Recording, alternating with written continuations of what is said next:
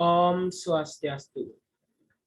Di sini saya akan mempresentasikan tugas pengantar dan teori arsitektur, yaitu jelajah karya arsitektur.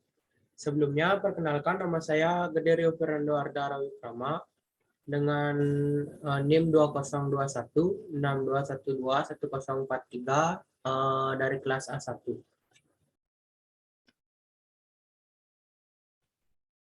Oke, berikutnya saya akan membacakan daftar isi dari PowerPoint yang telah saya buat.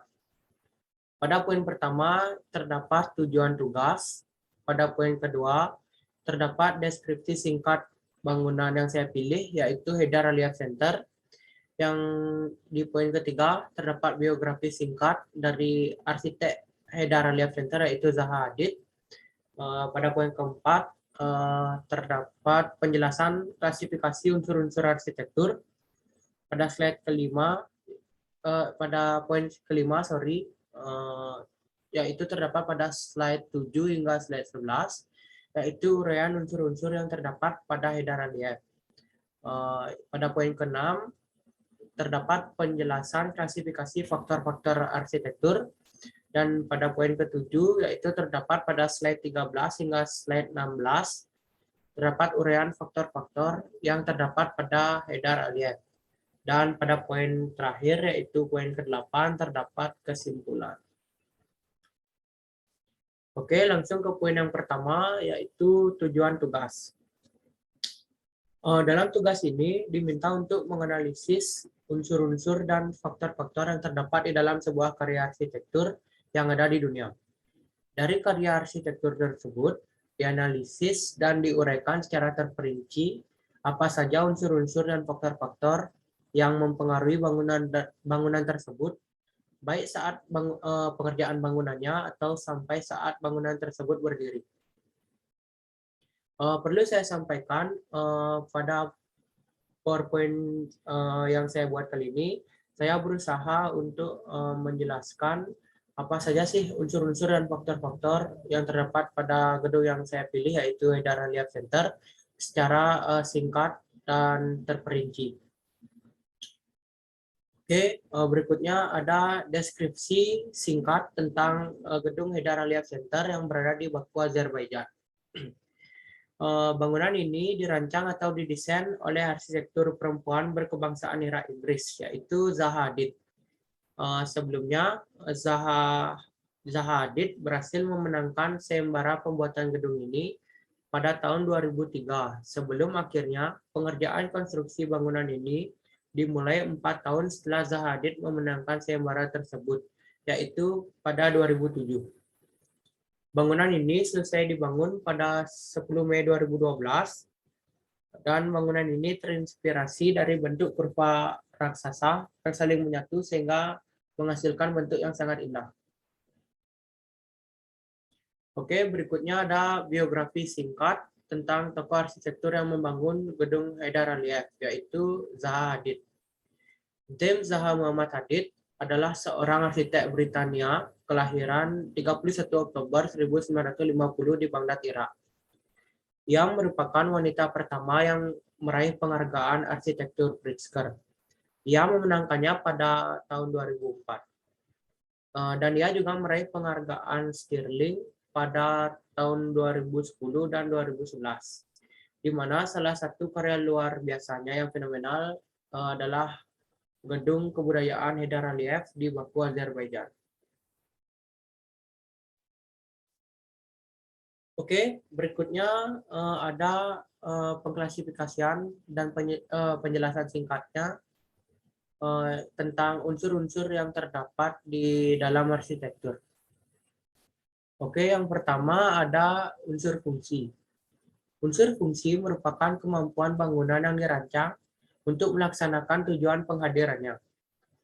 Yang kedua, terdapat unsur ruang. Unsur ruang adalah bagian dari bangunan yang berupa rongga sela yang terletak di antara dua objek dan alam terbuka yang mengelilingi dan melingkup kita. Pada poin ketiga, ada unsur bentuk. Unsur bentuk merupakan suatu perwujudan dari organisasi ruang yang merupakan hasil dari suatu proses pemikiran.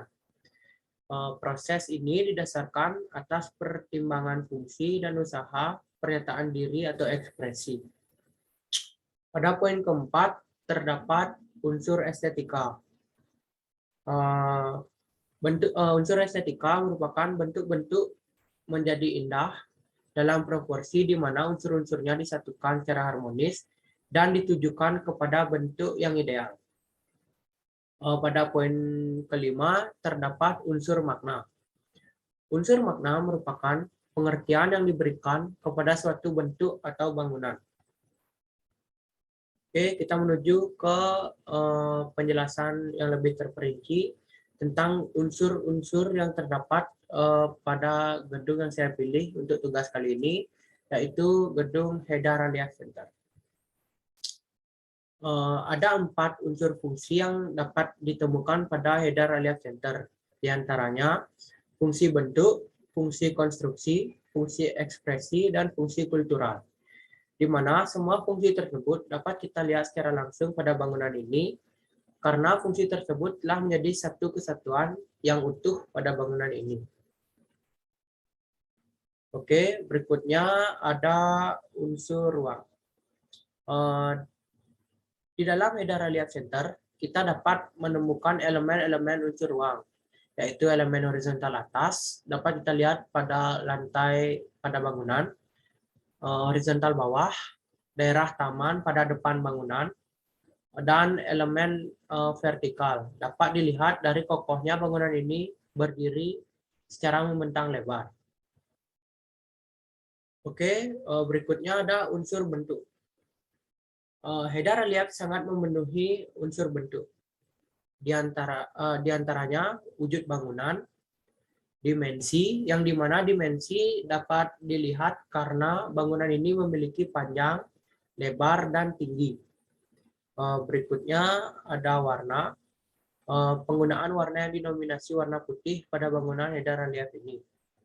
Berikutnya ada tekstur, posisi, dan orientasi, atau posisi relatif suatu bentuk terhadap bidang dasar, arah mata angin, atau terhadap pandangan seseorang yang melihatnya. Berikutnya terdapat unsur estetika. Haidar Aliyev dapat dikatakan memenuhi unsur estetika karena memiliki 3 unsur estetika bangunan yang tertuang di dalam bangunan ini, yaitu yang pertama ada sosok penampilan bangunan, yang kedua ada pengolahan tampak atau raut bangunan, dan yang ketiga ada pengolahan lingkungan atau kelompok bangunan. Jadi termasuk ke pembagian ruang-ruang yang ada di dalam bangunan. Oke, dalam unsur yang terakhir ada unsur makna. Haidar Aliyev menerapkan makna representasional atau makna objektif. Adalah makna yang muncul dari luar dan berkaitan dengan objek, kejadian, dan sebagainya. Makna pada bangunan ini dapat ditemukan dalam pemberian nama bangunan ini, yang dimana pemberian nama Haidar Aliyev merupakan suatu makna untuk menghargai atau menghormati pemimpin Azerbaijan, yaitu Haidar Aliyev. Oke, berikutnya menuju pengklasifikasian secara singkat tentang apa aja faktor-faktor yang terdapat di arsitektur. Oke, yang pertama ada faktor lingkungan. Faktor lingkungan merupakan segala sesuatu yang ada di sekitar manusia dan mempengaruhi perkembangan kehidupan manusia. Yang kedua, terdapat faktor budaya. Faktor budaya merupakan kompleks yang mencakup pengetahuan kepercayaan, kesenian, moral, hukum, adat istiadat, dan lain-lain. Yang ketiga, ada faktor teknologi. Faktor teknologi merupakan entitas benda maupun tak benda yang diciptakan secara terpadu melalui perbuatan dan pemikiran untuk mencapai suatu nilai. Dan faktor yang terakhir ada faktor ekonomi.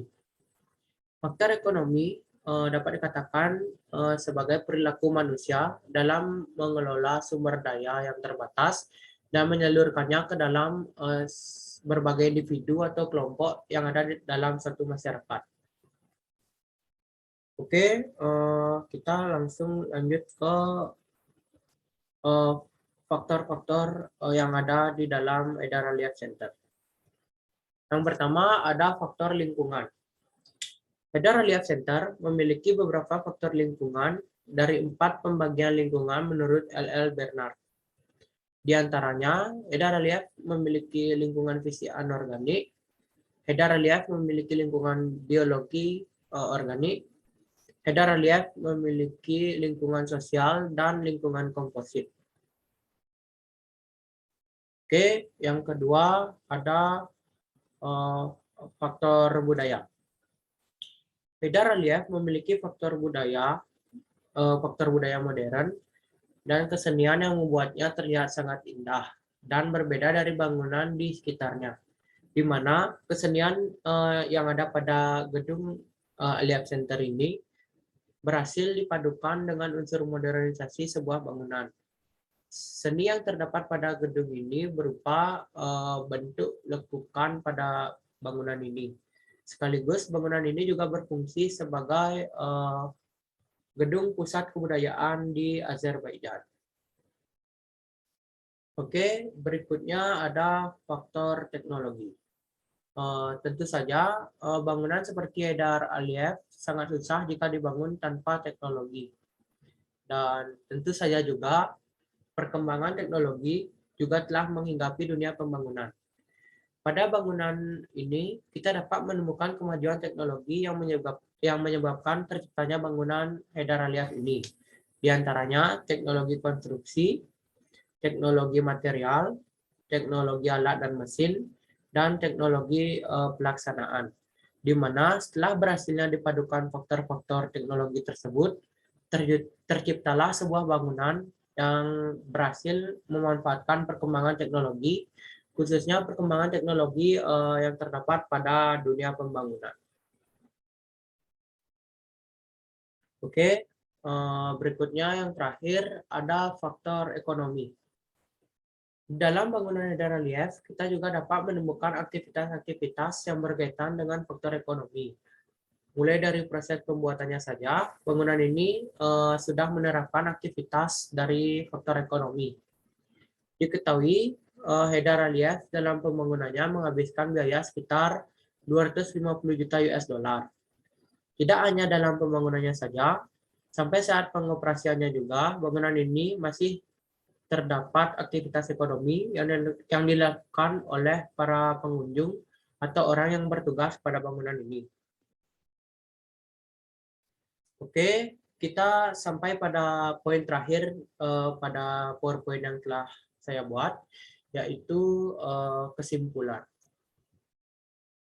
Dari pengklasifikasian unsur-unsur dan faktor-faktor dalam arsitektur, Hedera Relief memiliki unsur-unsur dan faktor-faktor dalam pengklasifikasian tersebut. Selain itu, dari tugas jelajah karya arsitektur ini, kita dapat mengetahui apa saja unsur-unsur dan faktor-faktor yang terdapat di dalam sebuah bangunan. Yang tentu saja, setiap bangunan memiliki unsur-unsur dan faktor-faktor yang berbeda. Oke, sekian presentasi yang dapat saya sampaikan, yang sesuai dengan PowerPoint yang telah saya buat. Mohon maaf jika ada kesalahan kata, baik disengaja maupun tidak disengaja. Akhir kata saya ucapkan Parama Santi. Om Santi, Santi, Santi. Om. Terima kasih.